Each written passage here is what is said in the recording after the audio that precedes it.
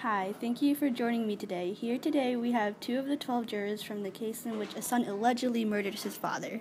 We also have an eyewitness who claims to have heard the boy scream and declare that he was going to kill his father. What an interesting case. So I'd like to ask our guests a few questions about the trial, if they wouldn't mind. Thank you for having us here.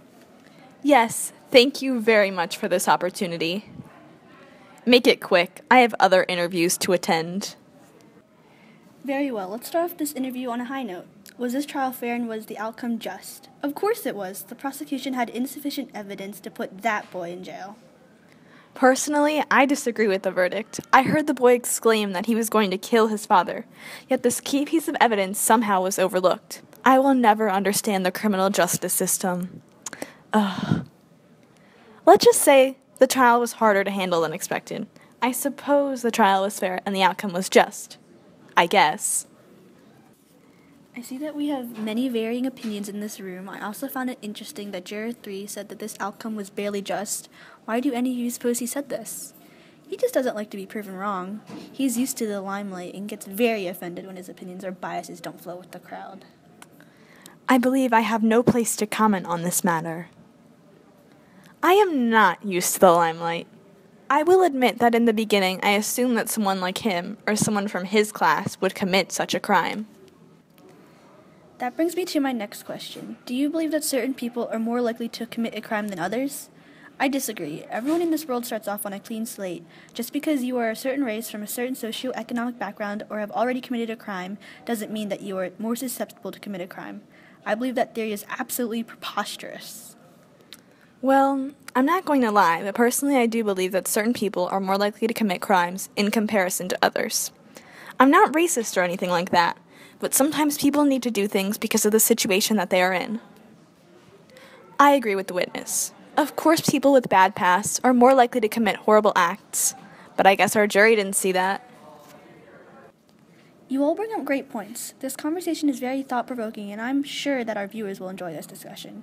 Anyways, juror number 8, you mentioned before that you felt isolated and alone in that jury room during the beginning of stages of the jury meeting. Was it difficult to hold an opinion that is not the majority? Of course it was. I felt so alienated. I felt that I wasn't being taken seriously despite my circumstantial amount of evidence. In the end, it worked out, but obviously doesn't work out for everyone. I also agree with that statement. In my opinion, I don't think it is difficult to hold an opinion that is not in the majority, but it's also not easy.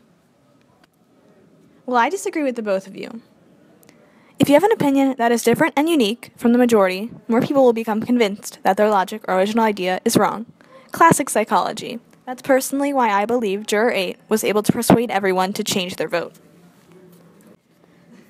Well, let's make sure this interview is as friendly as possible. We here at CNN try our best to have everyone share their opinion in a kind manner.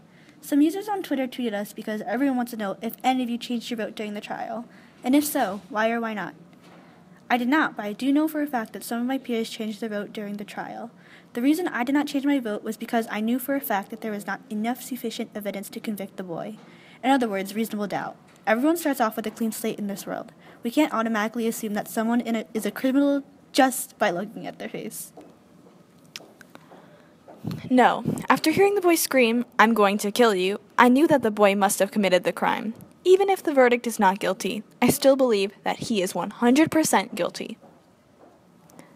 I have to admit that I did change my vote towards the end of the trial. There was no point in arguing for another eternity, and as Juror 8 said before, it can be hard to be part of the outgroup and not conform to society's standards. So that is the reason why I changed my vote. To be clear, I didn't change my vote because of Juror number 8's points. His points were irrelevant. Okay now, let's just continue with the interview. I know this may be your average everyday interview like any other, but let's just wrap it up. I know you all are probably sick and tired of answering these repetitive questions, but the world is dying to know if you think that another jury would have ruled differently. Great question, Jim. I think that another jury would have automatically assumed guilt on the boy just because it's so much easier to conform with the crowd, as Juror 3 previously said. The evidence is clearly pointing towards a guilty verdict, but if you deeply analyze everything, which is what our jury did, then it would make more sense to rule not guilty. Of course they would have ruled guilty. This ruling is completely preposterous. Everyone on Instagram is shocked with this crazy verdict. If it wasn't for some of the people in this jury, then maybe the verdict would have come faster.